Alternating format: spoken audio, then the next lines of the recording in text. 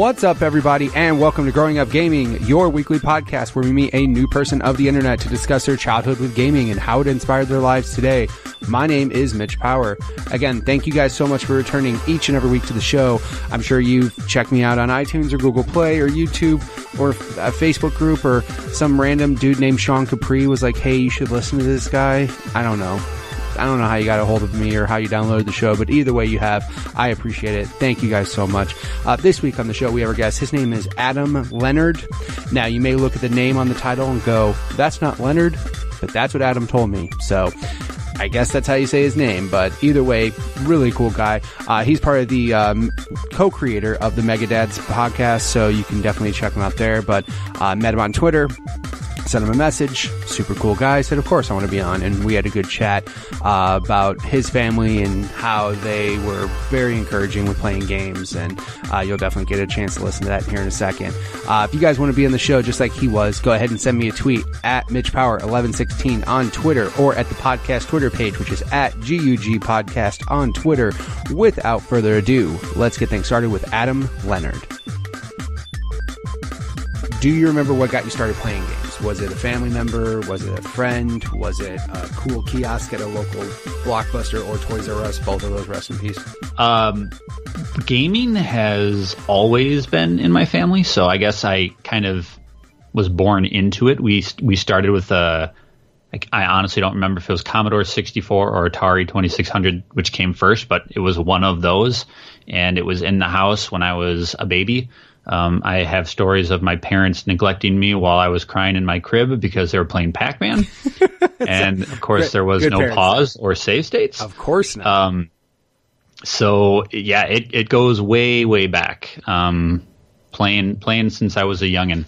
And then, obviously, the older I got, the tastes matured, the games matured and evolved, and it's been going ever since.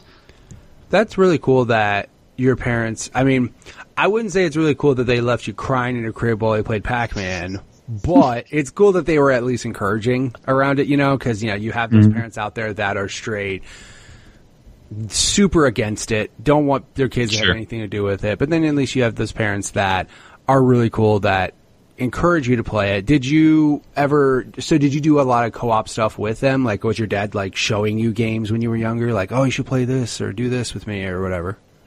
Well, Dad left pretty early, so it's mostly on Mom. Gotcha. And Mom gamed for a long time with us. She's big into Mario Kart, like the family-friendly stuff. But funny enough, she is really into Tomb Raider. Nice. So I can remember being a teenager and getting my PS1 and Mom playing Tomb Raider just as much as I would. So yeah, I mean, it wasn't a lot of gaming with my parents, but It was gaming was never an issue. It was never something that they tried to steer away from us or even encourage or push on us. It was always there. It was never really a big deal in our house. So it was kind of up to us how little or how much we wanted to play, within reason, of course. Right. Yeah. I mean, you're as a parent, as you're a parent now and I'm a parent, yeah, I mean, you have to, I guess it just depends on the kid, right? Because I remember my parents, it was just a form of punishment. If I did something I shouldn't have or whatever, then it was just, we're going to take your video games away. But for the most part, I was really good at school. I had straight A's. They never had any problems with me, where I had problems in school, being a bully, none of that shit. But they didn't care how long I played. They never were, oh, you need to go outside and do something. But also they were completely oh, you screwed up. Yeah, we're taking this away. Right. Yeah, it was kind of the same thing in my house. I can remember having the controllers hidden was kind of the big thing. If I'd be home alone for the day, my mom would take the controllers with her to work, and it's just that's kidding me. Yeah, there's so many ways you can do things. So you could take away controllers. I had a mom, my friend's mom, who would take the power cord. I'm like, whoa. Ooh, I know, right? snap. That takes some effort of going behind the system and shit and grabbing. Right. I'm like, whoa. That's really making a statement there. That's a bold move. But yeah, I mean, that's, the taking controllers was a good thing. Did, I never had did you ever have the situation where if you were home sick from school she was like, no, you can't play games? No, not really. Unless my mom thought I was faking, then she straight was like, okay, cool, you can stay home, but you're not playing games. Well, yeah, I mean, if the bullshit meter was going off, then right.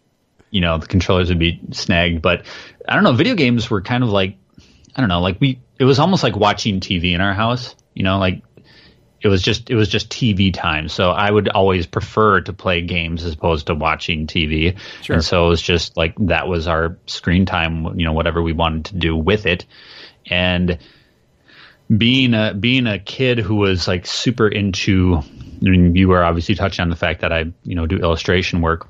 So I would always look at games more than just the playing. Like I would be really invested in like the art of it, the design of the characters, or the character of the music. Like that was something I was really big into, was composing music.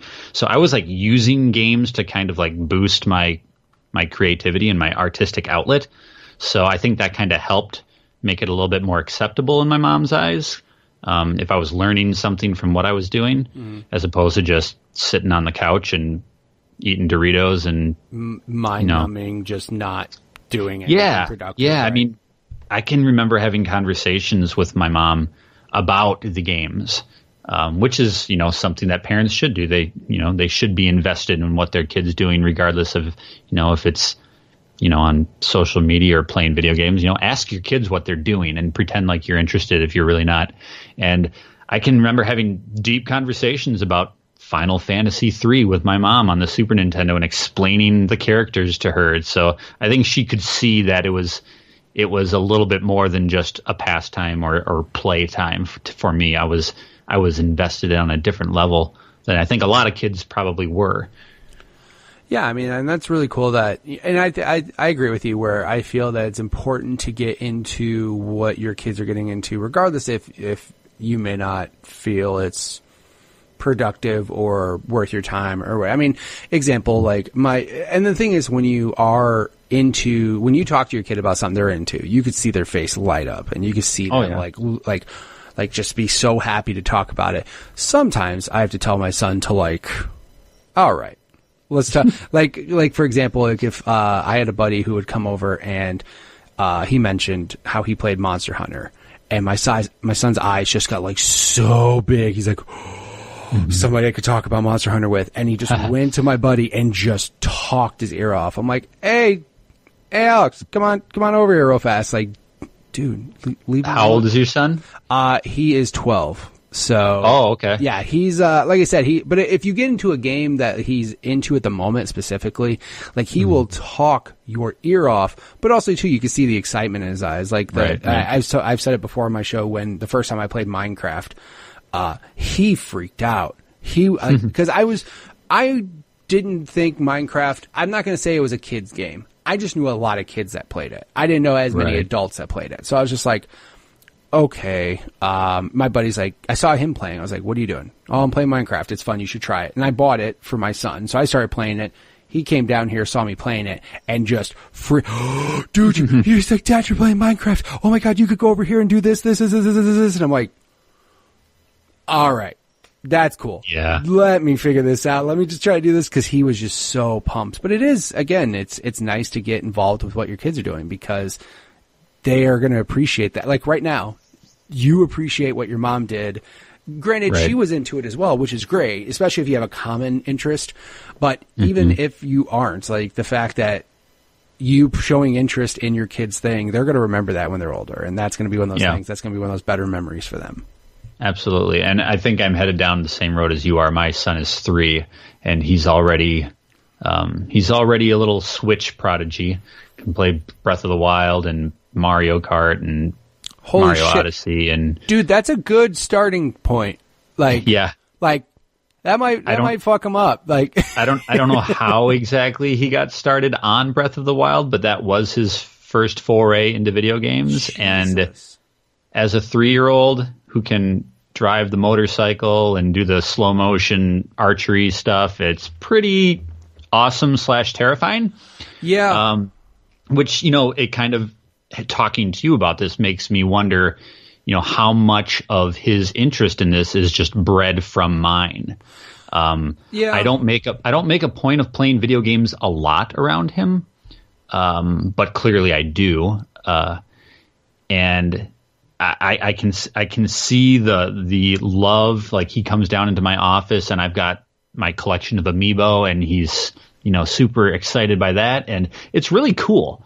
And at the same time, like, I want him to be able to find his own thing. If video games happens to be his own thing, then so be it. But yeah, it's an interesting experience to see little me going through the same motions that I did, because like I said earlier, gaming has always been a part of my life. So at his age, I was doing the same thing. Right. Yeah. Pretty crazy. Yeah, I will say, as far as like with my son, I think the thing is too, is it's not even a matter of just like playing games around your kid, but like also too, like you said, you have your Amiibo that's around. I have wall scrolls of Kingdom Hearts and Gears of War and Mario Party, and he sees all my, so I mean, him just being around it and having access to it, I think is a big thing too, because like there's some people that just straight don't have access to it who may not have ever have an interest in it. But I mean, it's the same thing the other way around. Like, if there's a bunch of basketball stuff at a guy's house, then that kid may be interested in basketball, you know what I mean? Like, heavily. Right. So, I mean, I think it's just the environment they're in. I will say my son, as far as gaming goes, I mean, obviously he saw me playing games and he was into them, but I want to say when he was probably 8 or 9 is when he started getting like, he started liking games that I was just like, what is that? Like, I don't know what that is. And I'm not necessarily saying that they're bad games, but just like, he would ask for Subnautica or Ark Survival and I'm just like, I've never said these games to you. I've never mentioned these games to you ever. But somehow, whether it's a YouTube video, whether it's a friend, whether it's something, you now have your own taste in games. Monster Hunter, for example, he actually got Monster Hunter. He wanted Monster Hunter on DS, and I've never played one. And I was just like, from what I know, that's like some RPG next level shit. Like, that's, and I'm like, I think so. I was like, man, are you sure you want that? He's like, yes, absolutely. And as soon as he got it, he was like hooked. He's like, I want Generations for DS. I want Monster Hunter 4. I want Monster Hunter World for Xbox. Like, he was so down for it. I bought Monster Hunter for Xbox more for him than me. And it's just, that's when he started getting his own tasting games and stuff. And it's awesome because, of course he saw me playing games, but also some of the games I play, he can't play. Like, there's just content reasons why he can't play it. But I mean, you will have, when your son gets older and stuff, you're going to have those moments where it's crazy to me that your son's like first game at 3 is Breath of the Wild. Like, my first gaming memory I can remember at 5 was Mario Brothers. Right. Like, that might just ruin every other game for him. He might just play other games and go, you can't climb everything.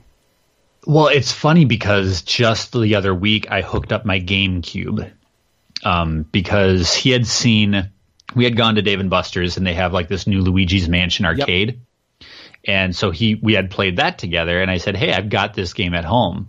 Well, that was a mistake. So then I had to dig out the GameCube, hook it up, and it's so funny to watch him play it, because the first thing he tries to do is turn the console on with the controller. And I'm like, oh, poor child.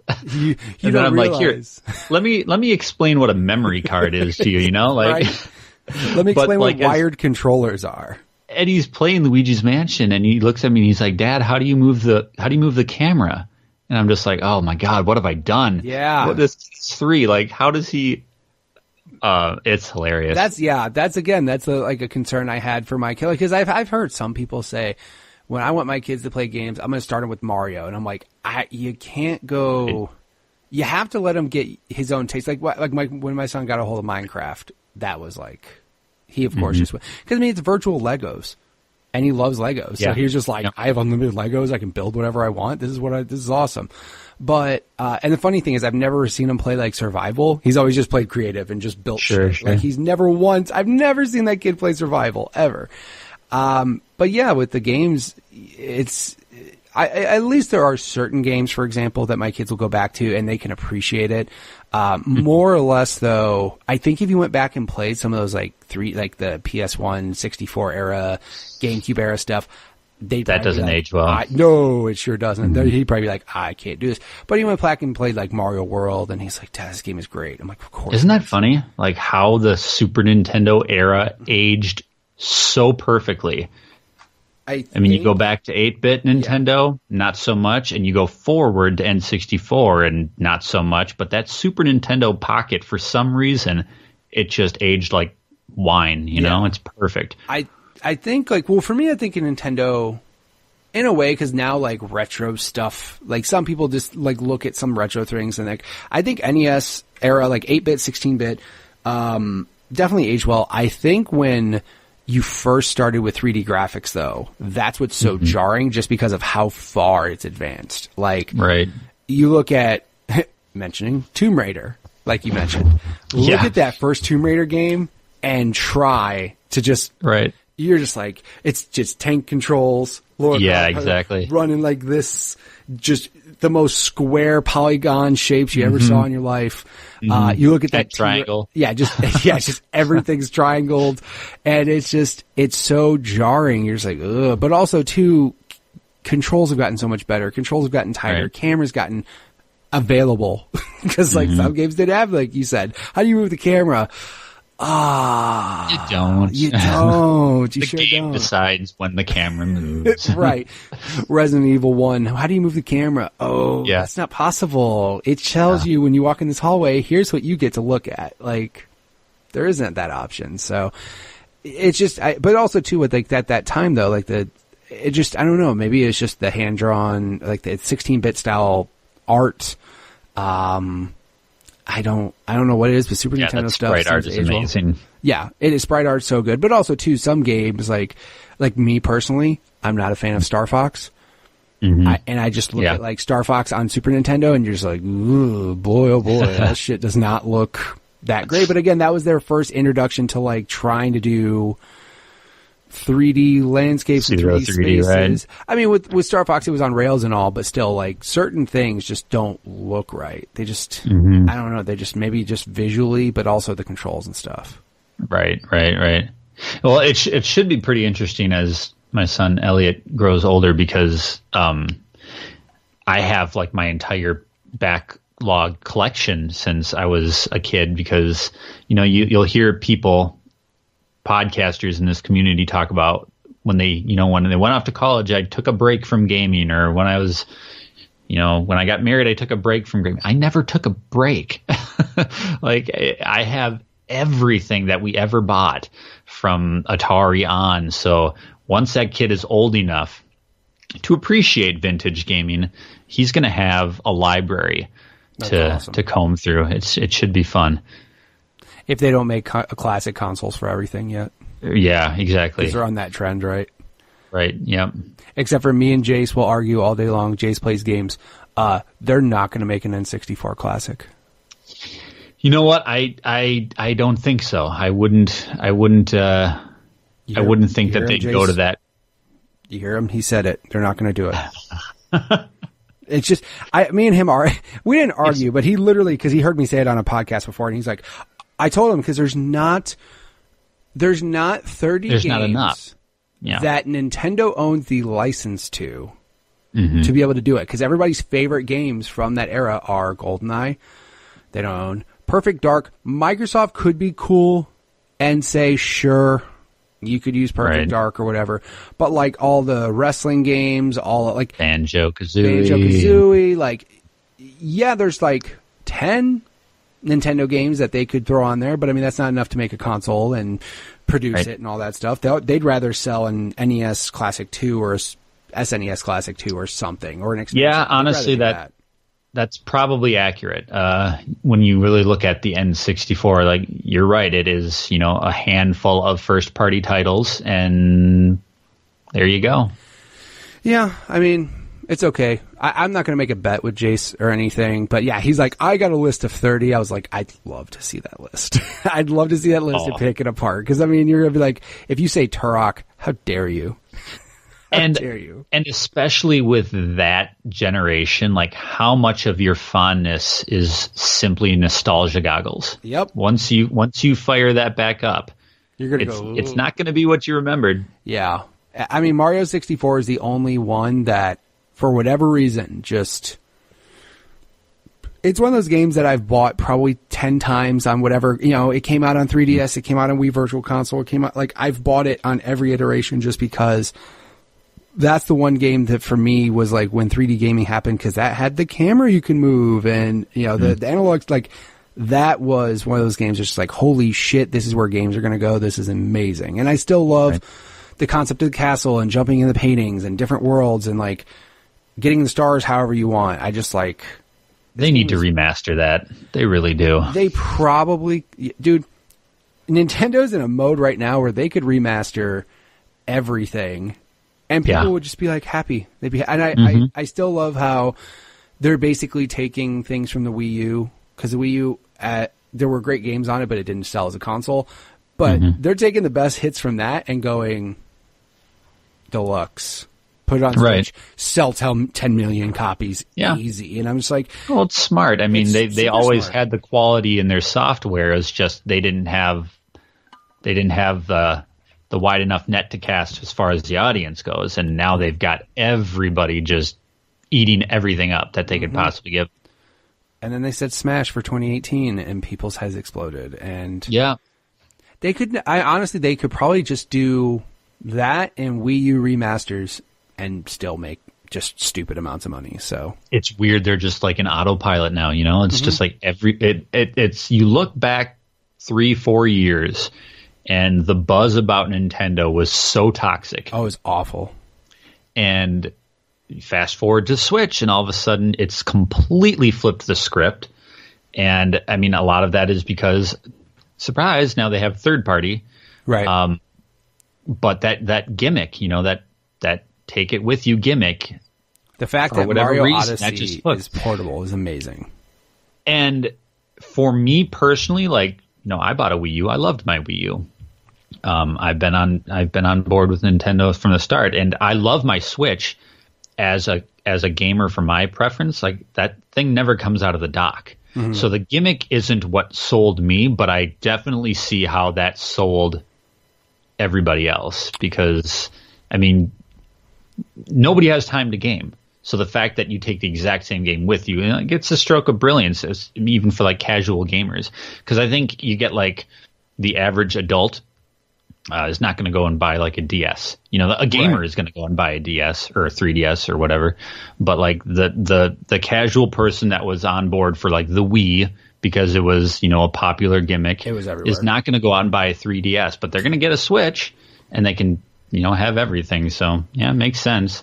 Yeah, I know a buddy who doesn't play games often, but he plays Diablo. He fucking loves Diablo and Skyrim. Those are his two jams, right? When Skyrim came out on Switch, he literally just stopped. He's like, wait, I can play Skyrim anywhere? I'm like, yeah. And again, he doesn't play games often. He has the money to be able to get whatever he wants. But I mean, he bought an Xbox One and literally plays Diablo. Haven't seen him play anything else really. And then all of a sudden when it got rumored that Diablo was coming to Switch, I immediately messaged him. I'm like, dude, Diablo is probably coming out on Switch. And he just sent me the biggest, are you fucking kidding? He was freaking out. And yeah, the whole portability factor. I'm in the same boat as you where I dock it, and I'm sorry, that with a Pro controller on my nice TV. Yeah. Pretty awesome. Not going to complain about that. But I went on a camping trip and we drove to Colorado, which was 16 hours. And my kids were quite happy with the fact that they could play Mario Kart in the back seat. I got a little stand in between the cars. You did the whole commercial thing, huh? I literally did the whole commercial thing. They had each person, there was 3 kids that were in the car. One had a Pro controller, the other 2 had Joy-Cons. And they were playing 3-player Mario Kart while me and my wife were driving, just trying to stay awake and not die. I was like, well, at least you guys are having fun. But yeah, literally Nintendo did that. Me and my brother-in-law were talking about if Nintendo screws up this next console, they should just shut up and make games for Xbox and PlayStation. They should just bite the bullet and dude, imagine a Mario Kart that's 4K on Xbox or PlayStation Network. Yeah. You're talking 20 million games sold. easily. Like, I don't think that's even a hard number to hit. Like, you could, the only thing Nintendo still needs to figure out is online, because... Yeah. Dude, do they know the internet exists? Like, I don't wasn't think it so. in Japan way more advanced than it was in America forever? Like, is Nintendo on an island where they don't have the internet? Like, I don't get it. I don't know. They're such a baffling company, and I know this is this drum has been beaten to death, but it's just insane. Like, I don't get it. Maybe one day they'll figure it out like they got the Switch figured out. Also, Nintendo, stop making shit for the 3DS. Knock it off. Thank you. Knock it off. Thank you. I'm so sick of people trying to defend this decision. No. It's absolute batshit crazy. Stop it, Nintendo. You have a Switch. Make people buy a Switch. Stop. Just stop it. I get it. There's a bunch of 3DSs out there. I get it. The install base is out there. I get it. Focus all software on the Switch. Just the fact that, like, a game like that Mario Party 100 Greatest Hits or whatever came out on 3DS and didn't come out on Switch. I'm like, you have to cut the cord sometime. Like, their financial situation is clearly not, like, I mean, even take yourself outside of the hardware software game. They've got theme parks. They've got movie licenses. Like, Nintendo is doing just fine. They can cut the cord and move on. Leave the 3DS behind. Yeah. The one thing I was mentioning was if you sold the Switch without a dock, because, by the way, that dock is $90, which is, by the way, the most overpriced piece of plastic on the video game planet right now. But no, like, if you just didn't, if you sold a Switch that, like, just didn't have a dock and it was sold as, like, a portable unit, you could get it to $199 maybe if you were willing to take a loss, which is the price of a new 3DS XL. And if you just said, hey, guess what? Everybody make games for the Switch instead. Or if you're going to continue to do this bullshit that you're doing, just make games for both. I get certain games like, the touch, stop. Switch has a touch screen. You could make it work. Just the Mario Party, like 100 games, because my wife loves Mario Party. And when I told her about this game coming out, she's like, cool. Are we playing that on Switch? And I was like, you'd think so, but no. And she told me that would just make too much sense. Make way too much sense. And I told her it was on 3DS, and she's like, never mind. She just like, she just deflated. She's like, all right. And I'm just like, I'm sorry, but that's what Nintendo decided to do. But back in the day, Nintendo, they're in the same boat now where Nintendo could do no wrong. Like, of course, Sega, I always hate admitting that I was a Sega kid. I really do. Like, I really do. Because Sega had cool stuff, but that marketing was so goddamn good. And it just tricked me into thinking Sonic was cool. And Sega can do what Nintendo don't. What? God. Sega. Yeah. That was up until we did have a Dreamcast. But that was the only Sega console we ever bought in our family. We were always Nintendo. Dreamcast was great. We loved that, but so you never had Genesis or anything, like you basically had Nintendo up until we were Nintendo exclusive until it was that generation. Like, I got a PlayStation, my brother got a Dreamcast, and then he got an Xbox. You know, at that point, we diversified our portfolio. Right. But up until that point, it was nothing but Nintendo.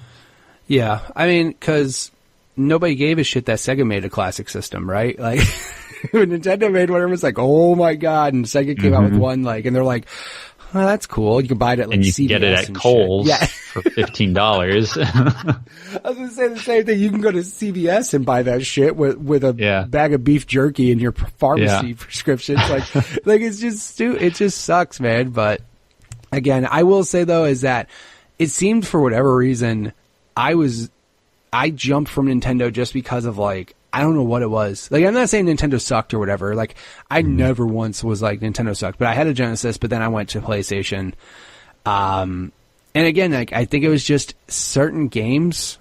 Like, I remember my first PlayStation experience was Twisted Metal 2. And just seeing fucking cars explode and a sweet tooth and looking all crazy and shit. I'm like, wow, that's awesome. I want to get something like that. Well, I think that kind of, for people, I don't know how old you are, but I was, I'm 37. So at the time of the PlayStation, I was, I was becoming a man. And the appeal of stuff like Wipeout and Twisted Metal and Resident Evil, like you couldn't get that shit on Nintendo. Are you kidding? So like for that, teenage boy who is just like, your friggin' hormones are exploding and you're becoming a completely different person. You're like, fuck yeah, I'm going to get a PlayStation. It's got CDs. I don't have to blow in cartridges anymore. And I'm going to play Metal Gear Solid and shoot somebody in the head. And all great games, zombies. But like PlayStation and, Xbox, and they all spoke to a different part of your brain. Right. And that's part of the reason why I got my PlayStation, was because it was like, this is edgy. This is more mature. Right. Now as an adult, like I really appreciate the fact that, you can play your dark Last of Us kind of games, but I love playing Mario. I love the youthful exuberance of a Nintendo family title. I don't know. It's just great that the landscape is that diverse, and we've all matured to a point where we can appreciate both now. It doesn't have to be an either or. They all have their own validity in different ways. And that's what I'm happy about. Like my son is, like I said, he's 12, and I'm very happy that he's not just into shooters or whatever, you know what I mean? Like my son, when he told me he wanted to play Monster Hunter, in a way I was like, wow, that's really advanced. I thought that was some crazy RPG, but also I was like, holy shit, you want to play an RPG. Like you don't just give a shit about Minecraft or just care about Call of Duty, or, you want to play all these different types of games. Like when he played Breath of the Wild, it was so funny because, I had the Wii U at the time. I didn't get the Switch right away. Just because, for whatever reason, I was just like, I got a lot of shit to play. I'm good for now. I'll pick it up later. And when Zelda came out, I was like, hey, did you want me to pick up Zelda? Because he'd played, Link to the Past. Like, he's played those Zelda games. Mm-hmm. And for whatever reason, he was just like, no, I'm good. And I'm like, you sure? Because again, he was starting to get into like his Xbox more with like all these other games and stuff. And I was like, are you sure? It's supposed to be literally one of the best games ever made. Are you sure? And he's like, yeah, I'm fine. Ended up getting the Switch. And then, of course, everybody who bought a Switch bought Zelda. So I was like, hey, you want to check Zelda out? And from the moment he touched it, he could not stop. He's like, this game is incredible. I'm like, I tried to tell you that shit like 3 months ago, but you decided to play Subnautica on the Xbox, which runs at 5 frames a second. Like, that's what you chose. I don't know what it is about that game, the secret appeal of it. My wife is not a gamer, and she loves watching it. My son got into gaming because he saw this world and wanted, to experience it himself. There is something so undeniably all-encompassing about that game that it's damn near perfection. I've been playing games since I was a little kid, and I can definitively say that game is my favorite game of all time. And it came out last year. Like, that's not easy to say. Right. Like my favorite games before that were, Silent Hill 2 off the PlayStation 2 and Final Fantasy 3. Like, my favorite games are games that I've been playing for decades. Years, right. This game comes out 6 months later. I'm like, this is it. Like, this is the game. I fucking love it. It's just unbelievably good. Yeah. I'm still playing it. I finished the damn thing 6 months ago. That was the thing. My son, when he got it, he played it and beat it. And I was like, that's cool. And he goes, I'm going to beat every shrine. And I was like, are you fucking kidding me? Like, yeah. There's a lot. I'm like, are you sure? And he's like, oh yeah. And then when the DLC came out, he immediately used his allowance. He's like, Dad, please buy this. Like, I'm like, all right. And the cool thing is, I think like certain games like that, he can still pick up, do a shrine, be done. And of course, though, he has the internet, so he doesn't really explore. He just kind of goes, oh, which one haven't I found? Okay. Goes and does that. Sure. But overall, though, I mean, that game, certain games, but I'm happy at least the fact that he's just not stuck in one genre. Like, he's at least diverse. And he played Odyssey and he loved it. And, he was up there playing Slime Rancher the other day. And I'm just like, what is this? And he's like, it's Slime Rancher, Dad. I'm like, well, I know I had it for Games for Gold, but what is it? He's like, you just grow these little things. I'm like, all right, I guess. I mean, I think the big thing for him is he's right now, and this is really cool that games are like this now, is he's into games where he can kind of build his own, do his own path, right? Like in Subnautica, you build your own underwater base. In Ark, you can build your base with all your dinosaurs and all your crazy shit. Minecraft, you can do that. Like, he's into games like that now, and I'm just happy that there's a variety of games to do that, but I'm also happy the fact that he's not just all like, he's never once said, Dad, that game is for kids. Which, right. The day he says that, I'm like, you're still a kid, so stop it. Like, you're 12, knock it off. But he hasn't once like denied playing a game because it looked a certain way, or it didn't have guns, or it didn't have this. Like, obviously though, he is getting to that age though where he's asking to play certain games, and I'm like, and at least he has a dad that knows what's up in certain games, so I'm like, yeah, sure. Like, that one's not terrible. Like, there's certain games I've let him play, but then there's certain games I am not letting him touch at all. Like, at all. Yeah, you got to be careful with that, because I got the Shadow of the Colossus remaster. I told this story on our podcast, and it's not a violent game. I mean, yes, it is a game about killing giant monsters, but it's not like you're cutting heads overtly off violent. Yeah. And so I was playing, and my son was napping, and he gets up from his nap and he walks out into the living room as I am slaying this Colossus, and he sits in my lap, and I finish up, and as the Colossus drops lifeless to the ground, he looks up at me and he's like, Daddy, why did you do that? Because that game, the choir music comes in and it's slow motion, the thing drops lifeless, and again, not overly graphic, but he picked up on the tone of what that game's message is. It's, you're doing a bad thing in that game. Right. It's like, that's the directive of the game, is to kill these, but is that really the right thing to do? Like, that's the whole point of that game. He picked up on it like that. And he looks up at me, he's like, Daddy, why did you do that? And I'm like, can't fucking play this game with you around now, can I? Check this on the list of shit I can't play around you anymore. Yeah, I'm not having that conversation, so I just turned it off, and I'm like, all right, there's another one. Yeah, exactly. Like, there's certain games that, you're obvious. Grand Theft Auto. You're never going to fucking see this game. Like, I'm sorry, you're never going to. But there's certain mature rated games that, like, for example, Battlefield and Call of Duty. I don't think they're terrible. The thing I kept asking my son, and I think this is because of it's just parenting as well, which, by the way, parent your fucking kids, people. Like, don't just sit them in front of a game and let them learn life lessons from a game. That's terrible. They'll end up like me. Yeah. Every time he would play a game, I'd be like, he play a game with shooting people. I'm like, shooting people's bad, right? In real life, you're not supposed to shoot people, right? And he's like, yeah, I know, Dad. He probably got super annoyed that I did that. But I also want to make sure that my kid understands the right from wrong and all that shit. So, like, Call of Duty, Halo. The fact that Halo was mature rated for the longest time blew my fucking mind. I'm like, there's no swearing, there's no nudity, there's no extensive violence besides you shooting an elite in the face and blue blood comes out. Right. What's the reason this is mature? Because there's guns in the game? That's because there's guns in it. Yeah, pretty much. But dude, Uncharted's teen. What the fuck? Like, that's why I was like, wait a minute, this doesn't make sense. How is Halo mature and Uncharted is teen? Yeah, I think the bar has kind of moved. Oh, now it has, yeah. In regards to that. Well, like, Halo 5, they changed it to teen. Halo 5 is teen rated. Yeah. Okay. So, but I mean, I was like, but this is back in the day. I was like, Halo 3, yeah, there's nothing awful about that game at all. Go ahead and play it. But then there's certain games like, for example, Assassin's Creed.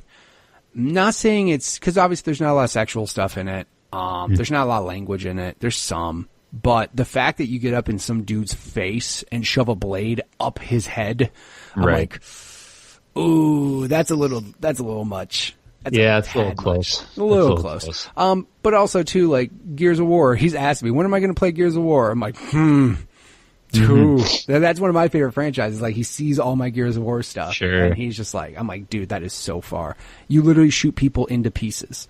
Like, they chunk away into flesh you kick around on the ground after you've killed them. Like, yeah, that's tough, because I'm not a guy that, I don't get, offended by graphic games at all. And my favorite games, I love Uncharted. And I'm at a point now where I basically have to play when he's sleeping. Right. Because a lot of the games, I'm playing Far Cry 5 right now. My kid's never going to fucking see that game. Yeah. Never going to see that game. My son asked the same thing. He saw a commercial for Far Cry 5. He's like, when are you going to play? Am I playing that? Never! That shit's awful. And it's tough because like the older you get, the more tired you get. So when my kid goes to sleep, I'm not far behind. So my gaming time lately has been, I struggle. Mm-hmm. It's a good thing to switch around because there's some high quality, games for everybody. Right. But I mean, and Last of Us 2 is going to be coming out. Good Lord. Yeah, there's some, yeah. I mean, I've gotten the same thing where like I'm up late and I'm like, shit, I can't do this. But then there's some moments where I wake up early to play games. Like I'll wake up earlier than my kids to play games. I'll be like, all right, I can do this. But staying up late shit gets harder and harder as you go. Yeah. But that's what happens. Like when I'm trying to think, because of course that wasn't the case when we were younger, though. I mean, when we were younger, we'd stay up all night. Did you ever have those types of? I'm assuming those game sessions where you and a couple. Did you ever have like buddies in your neighborhood or anything that played games as well, or was it? I mean, of course, your. Oh God, no, we didn't have friends. What? No, yeah, we did. We'd have the sleepover thing, and I was gonna say that'd be really sad if you were like, no, I didn't have friends. So I was like out of school. I just lived in a box in an alleyway. I played Super Nintendo and it was really fun, but I lived in a box. I had no friends. I had a best friend growing up who was even more ahead of the curve in regards to video games. So he had the Super Nintendo before I did. So I remember sleepovers at his house and, streamlining Super Mario World all night, or Star Fox because we didn't know better. Again, some people like Star Fox. I just didn't. Some people, the on-rail stuff. Not the original one for sure. No, definitely not. But then that was the age of, arcades. So we would go to Circus Pizza or Showtime Pizza and just freaking pump quarters into those arcades. We had a lot of good sleepover times. And then, of course, I had two older brothers, so we would game all-night gaming sessions. I was really into role-playing games as a preteen or teenager, and so I would friggin' stay up for hours and just play Final Fantasy and Chrono Trigger for hours and hours and hours.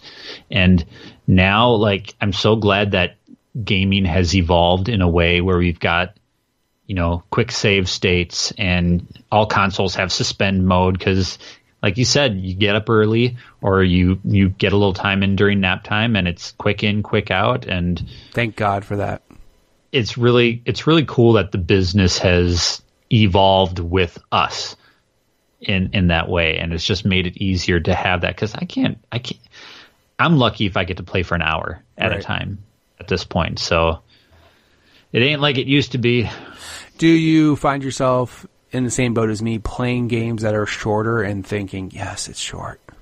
Oh, absolutely. Yes. I greatly appreciate like an indie game that's, 4 hours. Fuck yeah, right? You're like, yes, I can accomplish such accomplishment. Like, I played this for an hour and a half and I conquered it. Woo! Yes, it's so good. Or even like an Uncharted where it's, like 10 hours. That to me is like the sweet spot. Right. I don't play RPGs much at all anymore. I played Final Fantasy 15, what was that, 2 years ago, and I was kind of glad that game could be completed in 20 hours because, back in the day, that was a 40, 50 hour experience. So I greatly appreciate the shorter bite-sized experience for sure. I love how, like, there was a point in time when if a game wasn't 80 hours, you were fucking pissed. Yeah. Like, this is bullshit. I didn't get my money's worth. Yeah, exactly. I didn't get my money's worth. Now as adults, we're just like, God, 5-hour game sounds so good right now.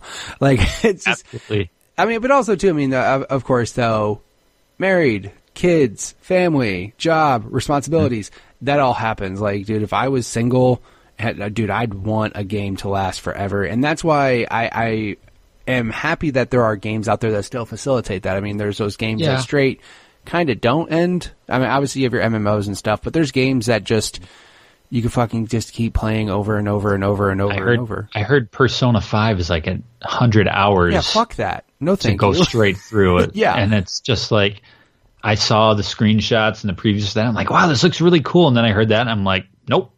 Yeah. Never going to happen. Yeah, I will say one huge thing. Shout out to Ubisoft.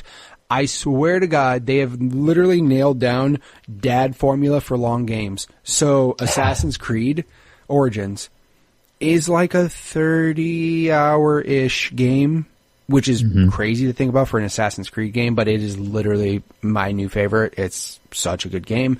But they literally chunk it up to where if you have like 25, 30 minutes to do some shit, go do it. Go do it, chunk away until it's all gone. Also, pausable cutscenes. Good fucking job as a dad who needs to do some shit real fast. Pause a cutscene, go do that. But I mean, and then it sounds so lazy, and I don't care. There's a option in that game where you can get on your camel, put a waypoint on the map, and hit go, and your dude just goes. And you don't have to hit a button to move. It knows the right road to go down. And as a guy who has some shit to do, I'm like, all right, I need to get to this point in the map. Click, run and get my daughter water real fast and come right back. Like, I'm just so proud. I'm like so happy that they have those things. But like, they did the same thing with Far Cry 5. And I'm so fucking happy they did that. Cause it's like perfect. Yeah. You can get in a car and just drive, hit a button and it tells you where to go. And I know some people are like, that's lazy. But the fact that that's an option, that's just it. Like, it's giving the player more option because there is a wide breadth of the type of gamer that is going to play that game, especially with it being such a mass market game. The fact that they do take care of old farts like us who can't play for more than 15 minutes without having to take a piss, like, that's great. Like Ubisoft, looking out for that older gentleman. Yeah, you got to piss. You got to piss again. We'll pause this cutscene for you. Thank God. But no, I'm in the same boat as you, where howlongtobeat.com has become my best friend. Go there, and it'll give you just what everybody is saying it's taken to beat a game. And I got 4 games for Christmas or whatever around that time, and I literally beat them in order of shortest to longest. I was just like, do you ever have that experience where you'll like have a birthday or Christmas and you get 3-4 games and you're really excited, but then like when it dies down you're like, fuck, how am I gonna play all this? Yeah, I mean, like, that always happens for Christmas, because for the most part, and I've mentioned this on Sean's show before, you do not have to buy everything the day it comes out. You don't. You don't. People have that fear of missing out. I don't. Like, I get that certain games, like, there's certain games out, like, example, Resident Evil 7. Everybody said it was awesome. And I'm not denying it's not. But I had 4 other games to fucking play. And it came out in January. And I was just like, I'm good. I'll just wait. And now there's a gold edition that's out that has all the DLC that I can buy and play if I want to. And it's still awesome. It's not less awesome now that it's a year later. It's still a good game.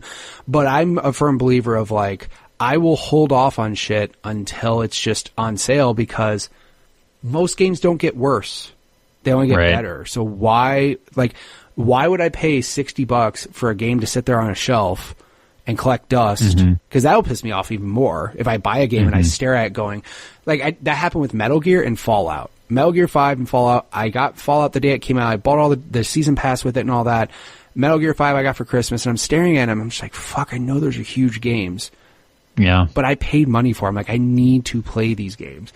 That's why I never got through Fallout, because I got, I think, probably 5 hours into it and realized that this was going to own me for like a year. And I was like, nope, not doing it. That's when you wait for games to die down. And that's when you put in the time for that. Because, like, that's what I do now, is that I, like, for Christmas, what was it? Mario Odyssey, Wolfenstein, and Assassin's Creed all came out on the same day. Are you fucking kidding me? Like, those are 3 of the best games of last year. They came out on one day. So what did I do? I bought Mario. And that's it. And later on, I got Wolfenstein and Assassin's Creed on Black Friday when it was on sale. But I just limit myself on what I buy. Like, I don't do, when September hits, people fucking freak. They're like, oh my God, this game comes out, then this game the week after, then this game the week after. Fucking pick 2. Just pick like 2 Make adult choices. Yeah, make adult choices. What do you want to play? Those two, cool. I did that with Shadow of War. Immediately bought that shit, and I was like, it was weird though, because I felt like I was on a mission. I was like, I need to have this shit done by Mario. Like, I have. It was like homework. I was like, I need to have this game done by Mario. And then I planned it out to where I'm like, okay, if I play Shadow of War, I don't want to play Assassin's Creed right away, so I'll wait on Assassin's Creed for a little bit. Like, I try to plan it out like that, but no, you don't have to buy everything right away. Like, it is curious how, like, sometimes this, for lack of a better word, hobby can own you. Yeah. You know, when you think about how sometimes it feels like an obligation. Like, I'm kind of that way with finishing games. Yeah. I don't like to shelf something if I can avoid it. So I can't buy this until I beat this. And it's so weird how I let that feeling of like I owe it to a game or, whatever kind of dictate how much I enjoy something. I have a difficult time letting that go and just saying, I'm just not going to finish that and getting, whatever the next thing is. If I find myself getting more pissed off at a game, I'll quickly drop it. Like, I've gotten to that point now. Like, I bought, for example, Just Cause 3, because I look on YouTube and I see all this ridiculous shit people are doing in Let's Plays, and I'm like, that looks fun, let me buy it. And it ran like dog shit on Xbox One. It just didn't run well. And I got to a point where I was just playing it and the frames sucked, and it was just like, I was like, I just have to accept the fact that I made a mistake and just fucking stop. Like, why am I going to keep playing this game and hating myself when I could be playing something fun? Which back in the day, which kind of sucks, because when you were back in the day and you got a game that was shitty, you didn't have that option of, let's go buy something different. It was like, enjoy your shit for months, because you're not getting anything new for a while. Yeah. So I did the same thing with Destiny. Destiny 1 came out, and I straight was like, after a week, I'm like, I'm getting real tired of this shit. Got rid of it, got Shadow of Mordor, and I was like, I'm way happier playing this shit. This game is amazing. And it's funny, literally love Shadow of Mordor, love Shadow of War, 100% of both those games. Don't like Lord of the Rings. I don't give a shit. You just like shadows or what? You know what it is? Just shadows, and taking over. I don't know what it is, but like just the gameplay loop. Certain games will have such a good gameplay loop that I could give a fuck about the story, and I'm just like, really don't care what's happening here. This gameplay loop's really good. Metal Gear 5. I don't give a shit who you are. The story doesn't make sense. It doesn't. You could tell me it does, and you could lie to yourself, but it doesn't. But that gameplay loop will keep you playing forever. That's the only Metal Gear Solid I never beat. I think I didn't. I remember 3. People fucking freaking out over 3, and I couldn't get into it. 3's overrated. Yeah, I couldn't get into it. People were losing their shit over it's 3. It's a 10 out of 10. Blah, blah, blah. I'm like, I don't like the whole camo shit, and like, your ration's going bad because of like the jar. I'm like, this is fucking stupid. Like, that was back when, like, right around that time was when like games started getting way too much. Like Grand Theft Auto San Andreas, you could get fat. Or you could get swole, or you could get a bike, I'm just like, we got to a point at certain times of gaming where you're just like, that's enough. I don't need to do that much shit in this game. It's the old Jeff Goldblum Jurassic Park thing, where it's just because you can doesn't necessarily mean you should. Yes, exactly. Yeah, like every game became open world as soon as Grand Theft Auto 3 happened. Like, there's always those trends, and some of those trends are really cool. Until they go too far, and you're like, all right, knock that shit off. But yeah, that was one where it just kept getting bigger and bigger and bigger. And then it was San Andreas and Metal Gear came out that same year. And I was just like, I really don't give a shit if CJ can get fat in San Andreas. Like, I don't care. Like, just don't add so much shit. Just focus on the certain other elements of the game. But like Metal Gear, like, started going that way, and I was just like, I don't know, but Metal Gear 5, that gameplay loop, again, there are times where I've skipped cutscenes in games because I'm like, don't give a shit. Get me to more gameplay. Thank you. Evil Within 1. You could tell me that story makes sense. It doesn't. I've literally watched a YouTube video, like, because I bought Evil Within 2. Evil Within 1, I played like a YouTube video explaining the story, and after watching a 5-minute YouTube video, I was like, no, it still doesn't. This is still fucking stupid. This just is weird. But it was like Resident Evil 4. And I was like, I love Resident Evil 4. This gameplay is awesome, so let me just keep playing this shit. So that's the only reason why I got it. By the way, Evil Within 2, fantastic game. Way better story. Good job. You made up for that mistake. Because, again, I skipped cutscenes. I was like, I don't care. You get to a certain point where you're just like, none of this makes sense. Let's just move forward. But, again, back in the day, at least now you can skip cutscenes if you want to. Because before you just tapped A over all the text. Yeah. I don't care what this character says. Just give me the fucking item I need for the quest. Right. Thank you. Let's go. Especially I didn't get into RPGs as much when I was younger, just because also I think Sega didn't have really many RPGs. It was Final Fantasy VII for me on PlayStation, because I just saw the graphics in a commercial. I was like, what the fuck is that? That looks amazing. Gotta keep playing that.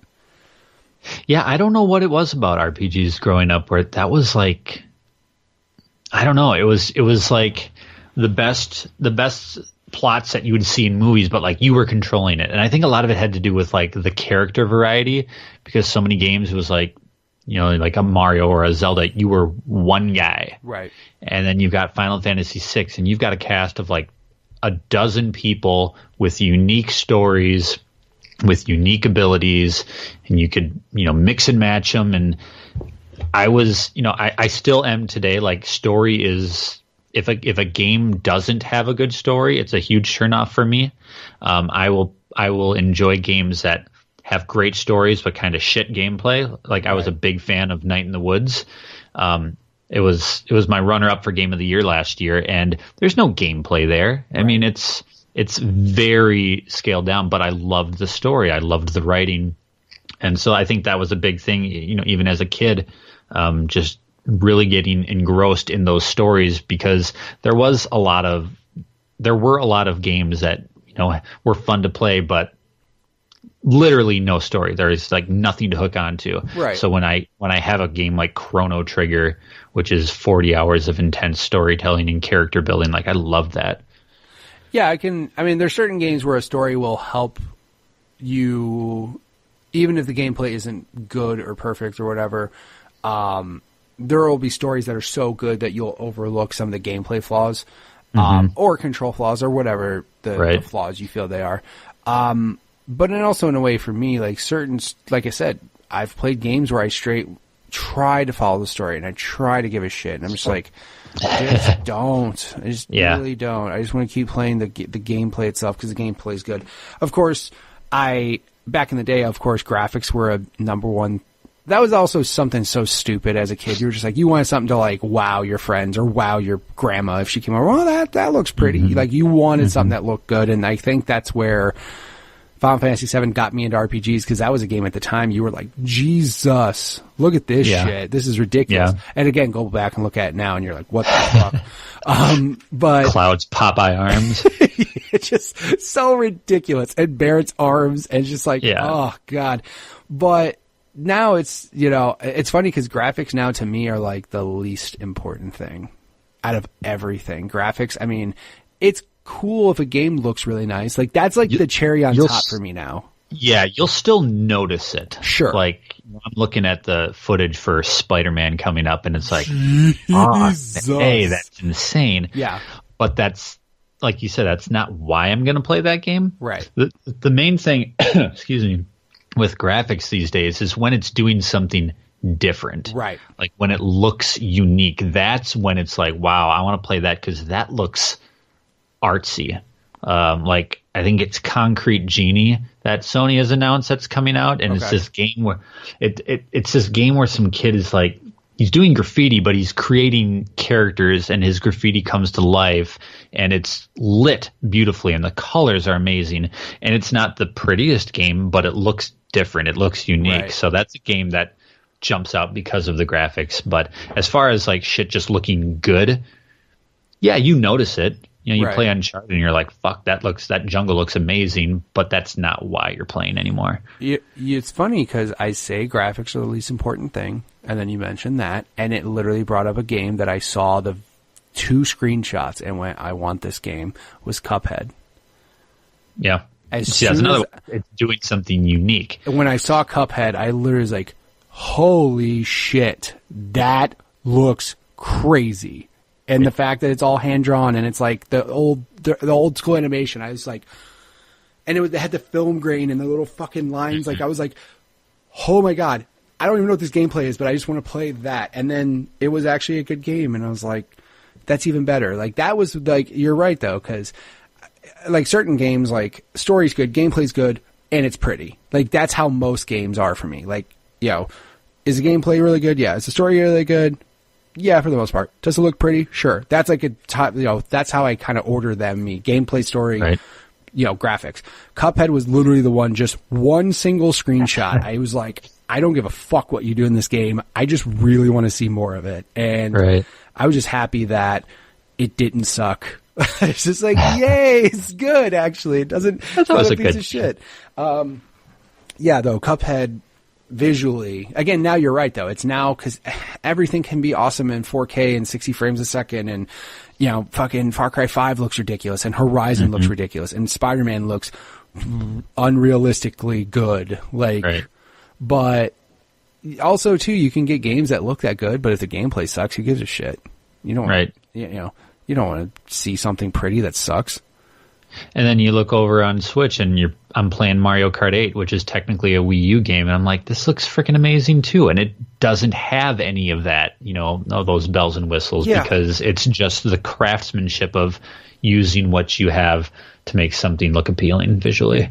And there's still game. I mean, like I said, though, I think that's also why, because gameplay, I think that's why our big thing with SNES too is because like that gameplay compared to like how 3D controls are on PlayStation and 64, I think like some of the Super Nintendo games, gameplay-wise, it doesn't give a shit what it looks like. Just the gameplay of it is still so good and so tight that you like it. Like, example, Nidhogg. Fucking game is 8-bit graphics, but it's fun as shit when you have your buddies here playing it. Like, it, I think it doesn't matter. Like, it's just when the controls get wonky, and my favorite thing I cannot wait for is when people play Spyro again and realize that Spyro's not that great of a game. Cannot fucking wait. No amount of polish is going to make that turd, dude, stink any less. It's just, again, Crash. It's just, again, like you said, though, nostalgia glasses. People fucking thought Crash was the shit. Then they play it and go, man, is this game hard? No, not really. It's just not that great. Like, the controls aren't that great, and the camera angle when you're going down certain levels, it's not that great of a game, people. And Spyro, again, people in their head, they remember Spyro when they were a kid, which sucks now. Because when a kid's like, I remember playing Spyro was my first game. Like, oh, shit. But, about to kick your childhood square in the nuts. Yeah, remember this game you thought was good? It fucking sucks. I hope you like it in HD. It's just, again, like some of those games come back and they're just not that great. And I think it's just at the time, man, they were still figuring out 3D and shit. I think that's why those games just don't hold up that well. PS2 games are fine. Visually you're like, oh, but they at least figured out cameras, controls, but yeah, I mean, it's just that PS1 era, man. People are going to play Spyro, and I just can't wait for the reactions. Because again, they'll say it's pretty, and some people, the worst is when people will clearly not admit a game sucks. Like, you just want to justify a $40 purchase. Right. But you realize this game is not that good, And like I said, I've gotten to the point where if a game sucks, I'll straight be like, no, that game sucked, and I screwed up, and I made a bad decision. It happens. You just got to admit it and just move on. Time to take your medicine. Yeah, exactly. Just swallow your pride and go, yep, I fucked up buying that. I shouldn't have done that. But we're moving on to good and better things, so that's fine. So you, though, like you were saying, you never had a moment where you stopped playing games. So you just kept playing games, and you also were fortunate enough to keep all your shit, which is awesome. Yeah. We're never trading people for whatever reason. It was just something that, I look on my shelf and I still have my copy of Die Hard Trilogy for the PlayStation 1. Am I ever going to play it again? No, but that's fucking mine. You can't have that. Is my game. Will I ever play it? No, no one else will either. That shit's gonna sit on the shelf. No lapse in gaming for me ever. It's always been with me. That's good. I mean, it's good because you got to experience them, like that fear, like you said, fear of missing out. You didn't have that shit because you got to experience them as they were happening. On the other hand, like, I did take a break from games, but the good thing about breaks is when you come back, there's all this cool shit that wasn't there, and you're like, whoa, look at all these games that I didn't know were available for the last 4 years. I started working at a video game store, and I didn't own a PlayStation 2, Xbox, GameCube, nothing. I had a PS1 forever, and I stopped playing games. Got a job at a video game store, and I literally was like, dude, what in the fuck has happened in 4 years? This is nuts. Look at all this cool shit. So I got to play all of it kind of all at once, and it was cool because there was no lull for me at that time for gaming. I was like just backlogging all this, like asking everybody, what's this cool? What game did I miss that's awesome? Oh, play this? Okay, cool. But yeah, I mean, the whole playing them as they're coming out too, though, I mean, shit, nothing wrong with that either. It's really weird because it's just like it's constantly been a staple, and people fall in and out of love with things like movies or music, and I can honestly say that gaming has always been, for all damn near 40 years, it's always been present, and it's clearly still a huge influence in my life as an adult and now as a parent. It's kind of it's cool, but at the same time, like, does this own me? Yeah, right. Am I making bad choices? Yeah, nah. You're an adult. You're making rational choices. Yeah. As long as you're not, going into debt, doing stupid shit. No, like I got my shit together. Yeah, as long as you have a right. job and pay attention to your wife and kids, and then you're fine. But and it's cool to be at this point where, like, now that I'm doing Mega Dads and gaming has turned into something that is starting to pay me back almost. I'm making a lot of friends. We're going to E3 again for the second time this year. Fucking awesome, and I'm so jealous. Good job. I mean, we've doors have opened for us in bizarre ways because we've taken this thing that we've loved our entire lives and channeled it into something creative and that we can share with other people. And thankfully, it's caught on and people like what we do. It's wild. That's awesome. I mean, again, I'm happy that I found gaming again, I should say, because like I said, for about 4 years I stopped, but ever since I came back, I haven't gone away. And like, it's my number one hobby because I'm so enthralled with the news behind it, the business behind it, like everything around gaming. Or it's not just like, oh, what new games are going to come out during Christmas? Let me buy Madden and Call of Duty. Like, I'm checking Reddit fucking daily. I'm looking at news articles all the time, looking at all this shit. Like, and I just love ever since I started listening to podcasts as well, like hearing prediction shows, and like every week there's something to talk about. And I just think that's awesome. And it's the only medium where it never stops evolving. Like the not just the hardware, but the styles of games, the things people are doing with games is completely different than years ago. Like, you look at movies,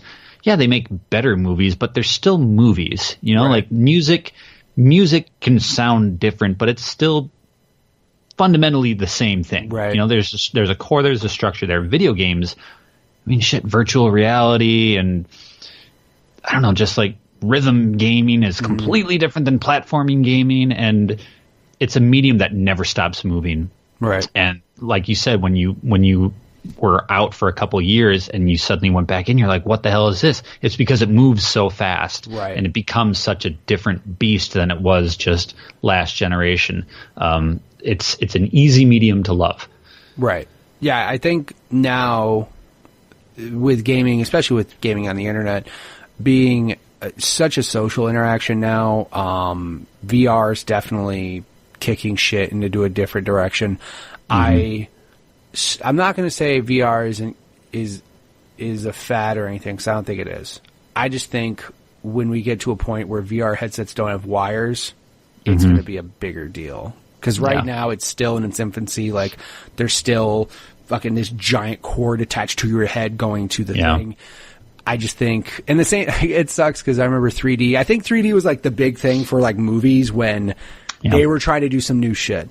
And I remember I worked at Best Buy when 3D was a big thing and shit. And I'm like, until there's 3D glasses, or until there's 3D TVs where you don't have to wear glasses, it's never going to catch on. Like, it's not. Like, people don't want to put fucking glasses on their head, especially people who already have glasses on their head. Do not want to put another pair of glasses on their head. Right. And I'm just like, once we get to a point where it's streamlined and it just happens, like the fact that when the 3DS came out and they were like, no, it's 3D without glasses, I was like, that's cool. But then it wasn't perfected, obviously, because if you were in like a car doing that shit, you got the biggest headache of your life because you like slightly jarring it a little directions, just like your eyes are like not meant to see that shit yet. Right. Obviously we'll evolve, to a point where we'll see 3D TVs and our eyes will be fine, 200 years from now. But no, dude, like the whole VR thing, I've tried it and I'm like, that's pretty fucking cool. But also too, like gaming, it'll catch up because same with 3D graphics. When it first came out, they were still like, how do we not make people look so fucking triangular? Like, what do we need to do? Right. They're still going to figure that out. The only day, and I'm with you, I don't have VR. I've tried it and it's cool, but I'm not ready to buy it yet. And that's the danger of it. Like I want it to get there, but with the scale and the amount of money that goes into making just standard games, if people don't buy in, I worry that it's not going to catch on. Right. And then here I am, the hypocrite. I'm not going to buy it, right, but I want other people to buy it so that it can get better. Sure. I don't know. VR is interesting. Like I think there's a future there, but I just hope that it can survive long enough to get to it. I think the only thing that concerns me is gaming now, for me, has become such a social thing. I don't see my friends. I play games with them. I have a buddy who, because I told you I lived in Illinois, and my buddy Jared, if we did not have an Xbox to play games together, I would probably not talk to that guy anymore. Not because I don't love him, because I love Jared to death. He's awesome. But it's just the fact of like, he's got a job, he's got a family, he's got a wife, he's got responsibilities. I got my own shit. And, as adults, when you get older, your core group of friends gets shorter and shorter and shorter just because you evolve as a person and you have other responsibilities and other shit to do. I get it. But for an entire year, me and my buddy Jared, after work, which with the time differences, when he got off work, I got off work.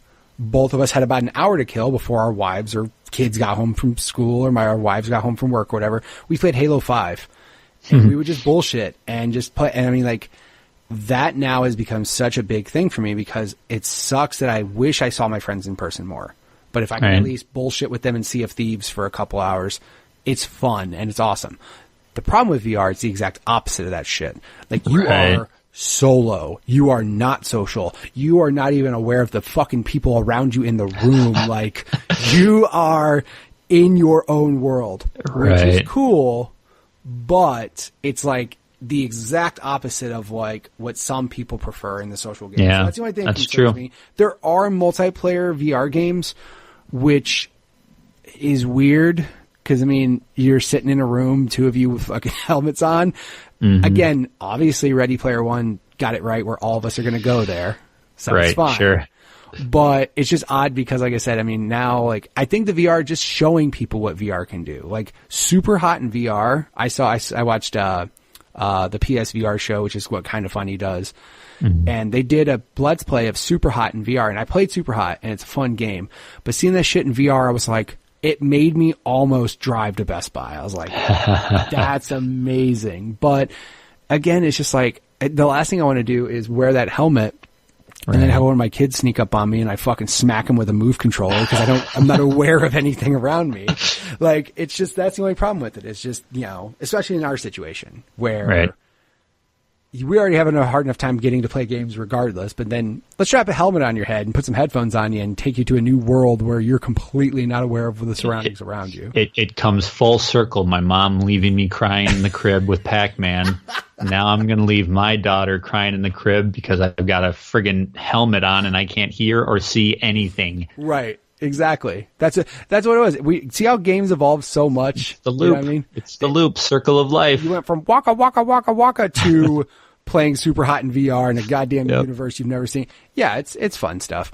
But yeah, I mean, eventually VR will get social, and then that's just weird to me. Like the whole, I've seen it happen though. I've seen like video of two people playing Star Trek, the Bridge Commander game. Oh, sure. In the same room. And I'm just like, that's just weird. You're in helmets and you're still talking. Coming. But it's coming. It'll happen. But also too, I think that's still in its infancy. Screens got to get better.